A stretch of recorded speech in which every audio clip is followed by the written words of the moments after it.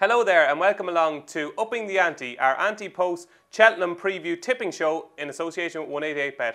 I'm David Jennings from the Racing Post and I'm delighted to be joined by Gavin Lynch and Chris Graham from our sponsors 188bet. How are things, Chris? Hi guys, how's it going? Hope you had a good weekend. Some great horse racing action as ever.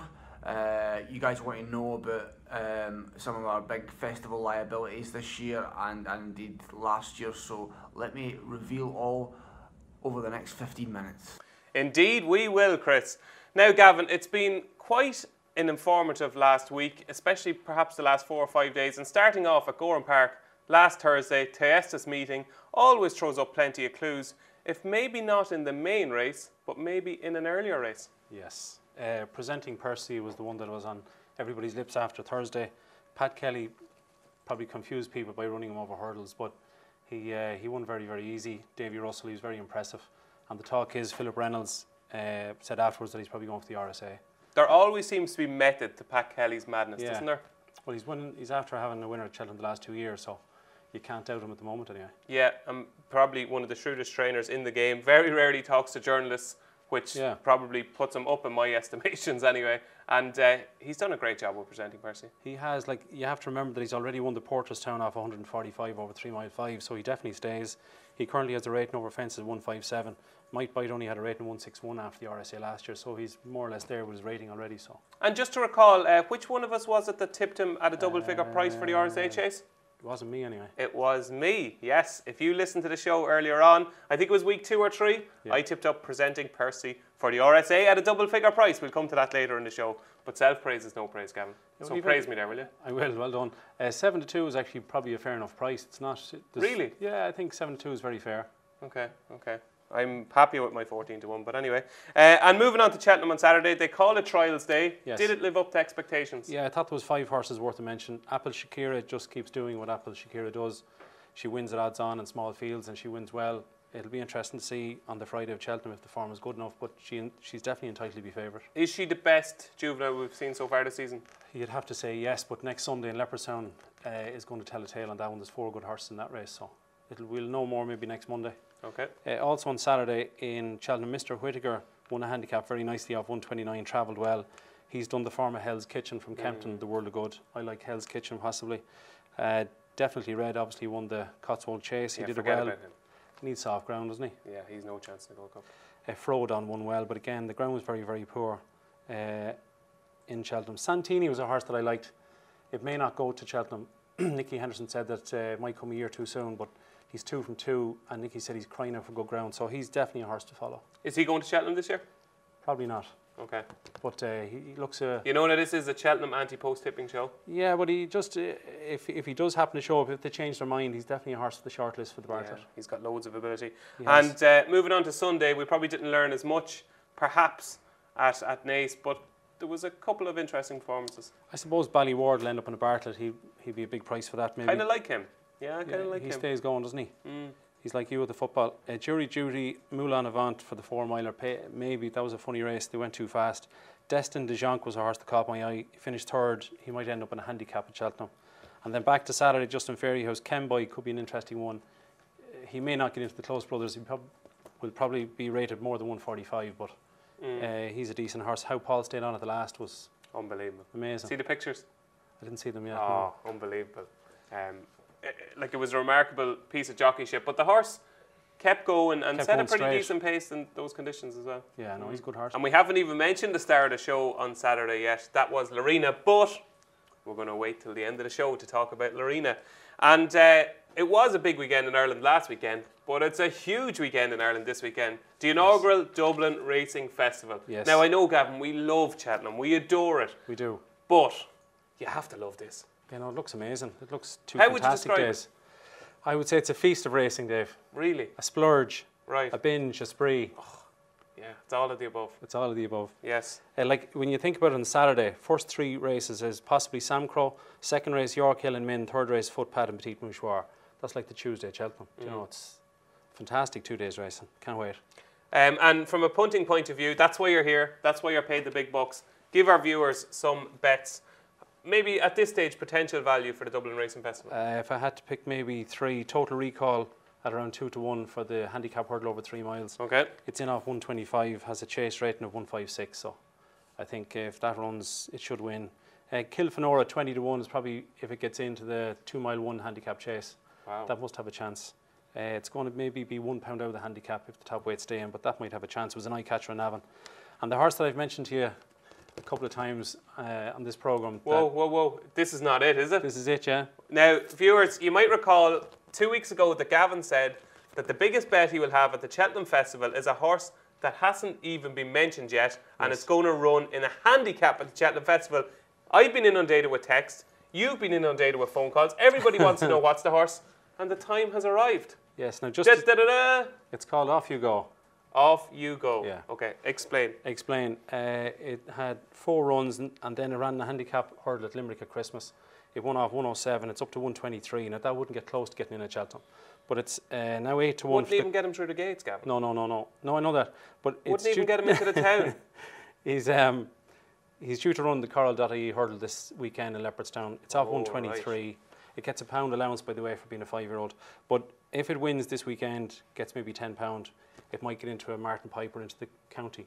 So I have already backed it for this weekend, and if it wins this weekend, I think it's got a great chance at Cheltenham. So it's rated 1, 2, 3 at the moment? Yes. Needs at least £10 or £12 more to get in at Cheltenham. Ability-wise, if we're having this conversation in the middle of April, what is Off You Go going to be rated?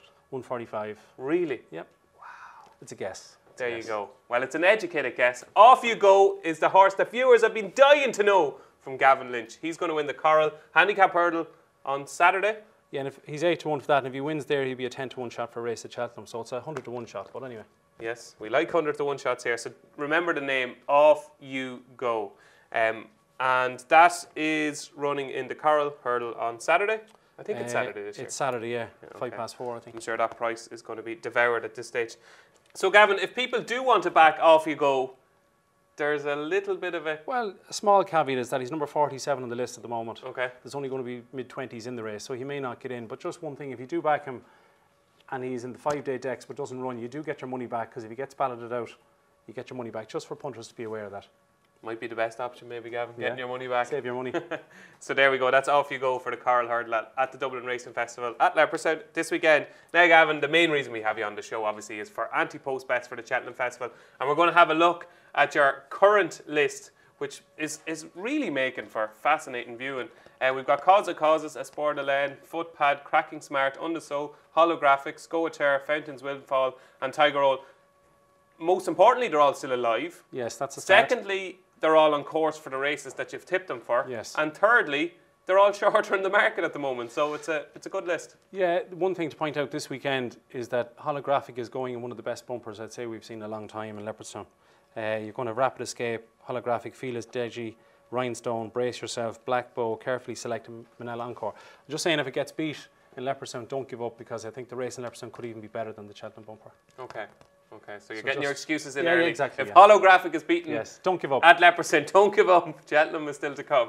Okay, so we've got 2, 4, 6, 8, 9. We've 9 there. Number 10 is going to be?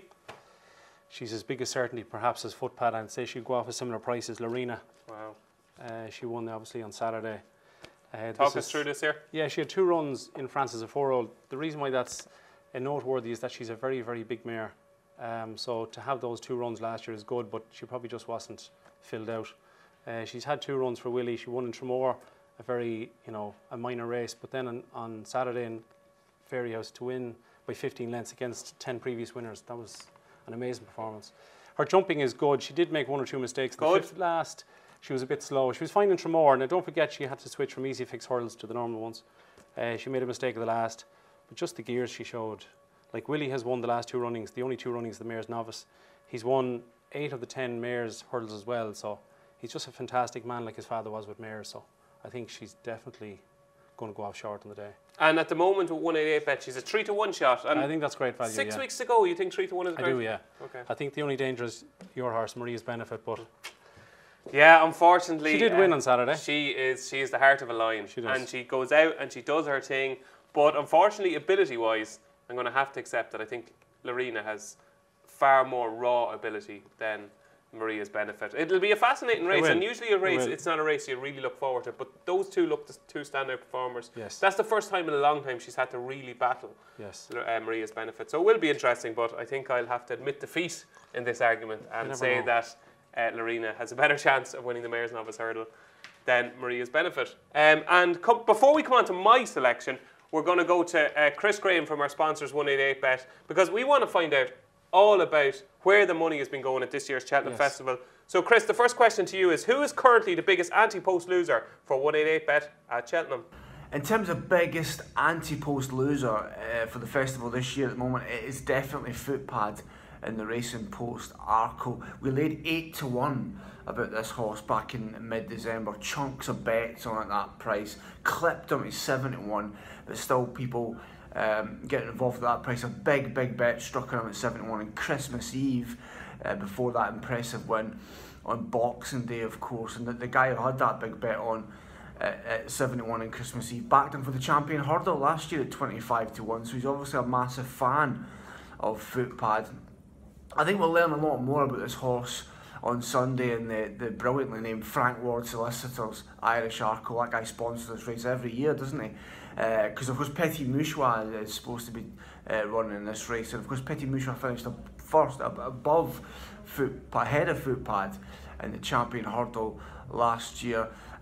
Really a classy act, a short of 6-1 for the Champion Hurdle last year. So a stiff test for Footpad on Sunday at Leopardstown. Looking forward to it, and we hope his particular bubble gets burst. Oh, Gavin, Footpad's bubble is going to get burst this weekend. I can't see it. I think Petit Mouchoir is probably the only realistic danger to Footpad at Cheltenham. So Royal did win on Saturday. He's a very, very nice horse. He jumps great, but I just think Footpad will win. It'll be interesting to see.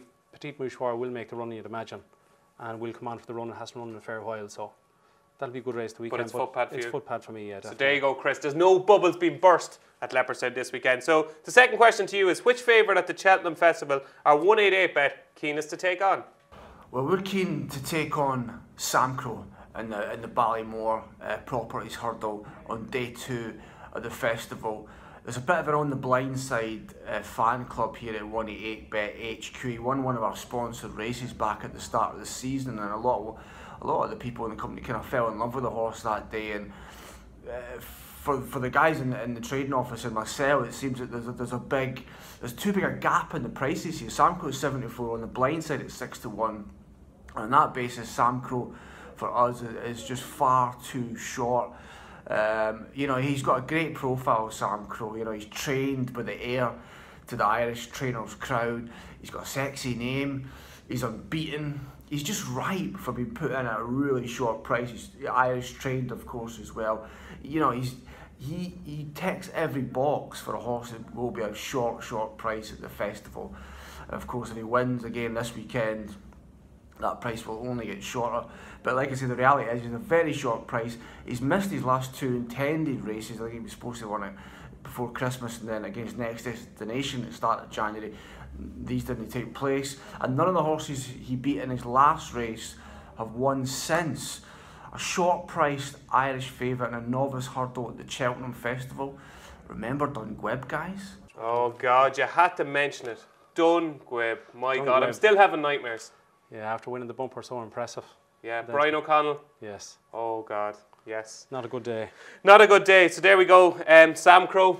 He's keen to take on Samcro. Yeah, it'll be very interesting if Samcro goes for the Lacey and Partners 2 mile 6 race, or if it shows up for the Delight against Sharjah. So that will be interesting. Yes, and going back to last year, Chris, we want to know is, what was the worst result for 188Bet at last year's Cheltenham Festival? Well, in terms of last year, like most of the betting industry, one would assume, we were in a fantastic position on the Thursday morning of the festival. The Wednesday went like a dream for us. We had huge liabilities, enormous, disgusting liabilities lined up in Bacardi's in the Neptune, and of course that he never looked like winning that particular race, so that was fantastic. Then a whole lump of anti-post acres were destroyed when Duvan failed to win the Champion Chase. And our Wednesday offer last year was with a promise to be best price on all Willie Mullins runners. So as you can imagine, Wednesday went like a dream for us, and there were quite a few sore heads in the office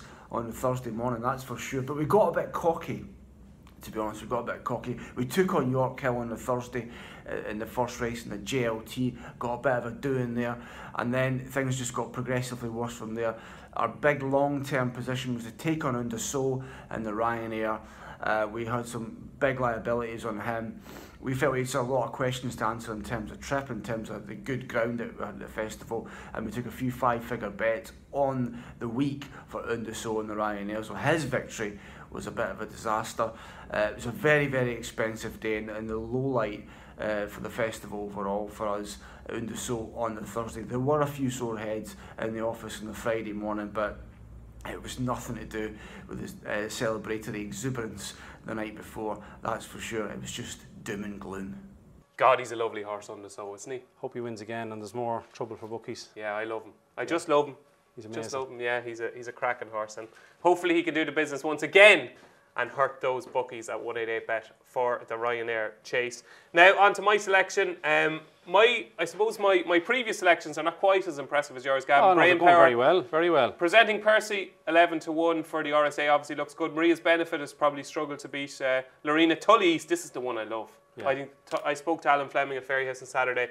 All systems go. Going to run at Leopardstown this weekend, and this is the race that is going to go for the Brown Advisory place. Scoater looks to have a cracking chance. Lamy Surge is a bit of an enigma. I don't know what he's going to go for. I don't know what he's going to do. I don't know how he's going to jump, and I don't know how much he's going to find off the bridle. But he's got loads of ability, and don't touch it for the Grand Annual.